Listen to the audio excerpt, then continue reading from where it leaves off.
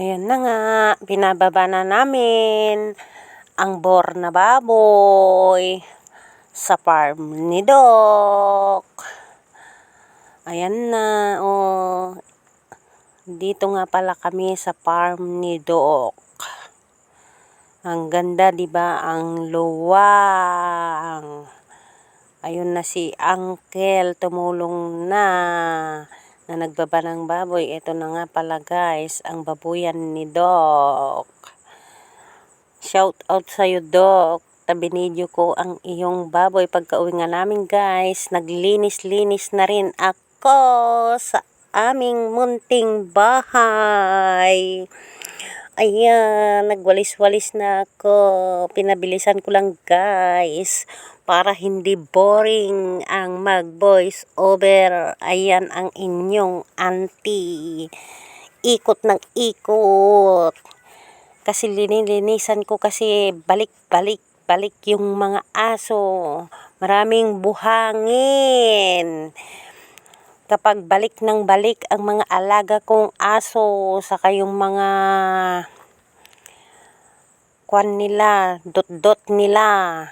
O, pagkatapos ko nga nagwalis-walis sa aming munting bahay, nag-urong-urong muna ako mga guys. Ayan ang inyong auntie. Sige, urong pa more. Dami ko nga palang urungan dyan guys. Pagkatapos ko mag-urong ay mag-is-is naman ako ng kaldero. Kasi sa kahoy ako nagluluto. Medyo maitim-itim ang kaldero namin.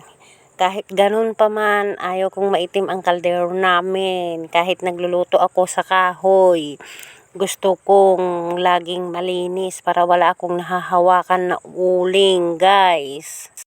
Araw-araw na ganyan ang gawain ko. Wala mag-urong. Ano nga pa nga ba ang gagawin kasi kung hindi mag-urong ng pinagkainan? Dami-dami araw-araw.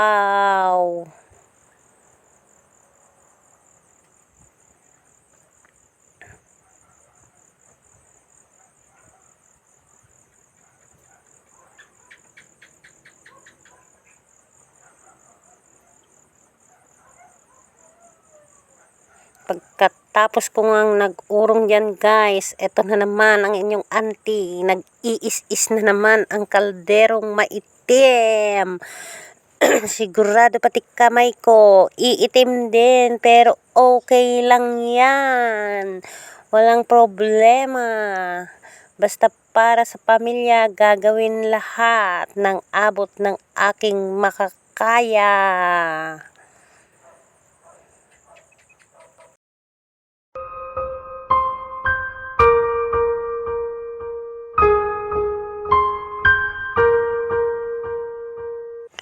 Ayan na nga guys, malapit na akong matapos sa pag-iis-is ng kaldero namin. Ay apo, ang hirap-hirap mag-is-is ng pinakaitim na kaldero. Ayan na nga pala ang paryok kong maitim. Isan ko lang mabuti para wala akong mahawakan na uling.